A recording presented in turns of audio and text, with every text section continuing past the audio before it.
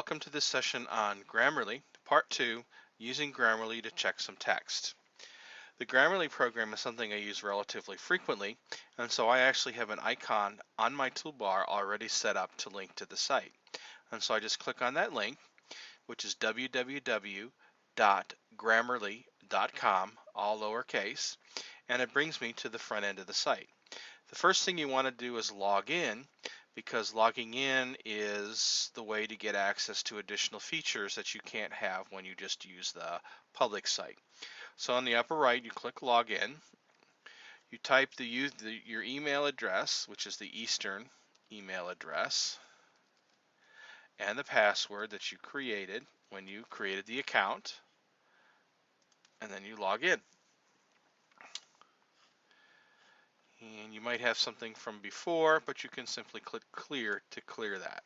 So I have some text that I've already created, and I've highlighted that text, and I hit Control C to copy, and I come over here and I hit Control V, paste that text in. Now, when you mouse over Start Review, you can see there are a series of different ways that you can evaluate your text, and those are typically set up so that there's different rules that apply for each of those forms. You can also search your site to see if it would be considered plagiarism as a way to evaluate. And so once you've got your text in, you click Start Review. And then it'll go through about 150 rules or so, and it will give you then this result, which shows the errors, which is right here in the middle. And then it will also show you within the text what the errors are and how to correct them. And then up here, you can see either you can click on Summary, which gives you a summary of your errors and what the problems are, or you can click on Save and Print, which will give you a PDF version of the document and those errors.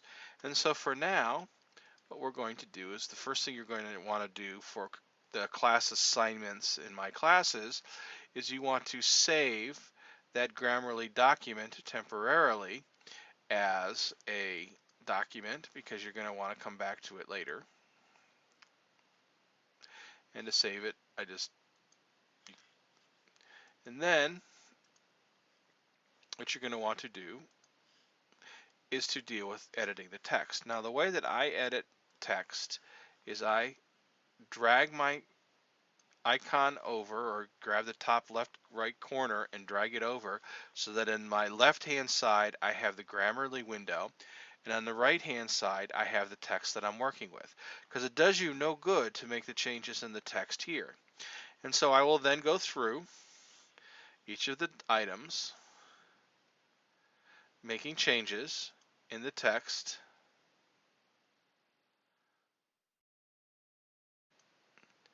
as necessary. And then once I'm finished, I save the text, and I've already saved the Grammarly document.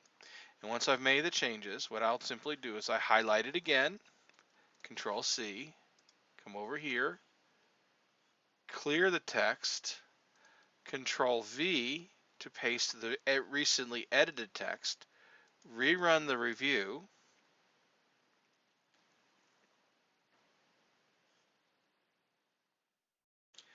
and then I'll pull it out again.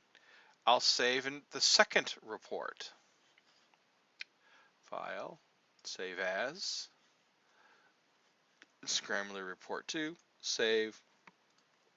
Since I've got other earlier reports, I'm replacing it. And so now, at this point in time, what I have done is I have run the grammar checker once, made the changes in my article, and run the grammar checker a second time. The net result is that I have now completed the first part of the assignment that you're typically assigned in my classes, which is to do a pre and post table of Grammarly for all of your assignments. And so that's how easy it is to check your grammar using Grammarly.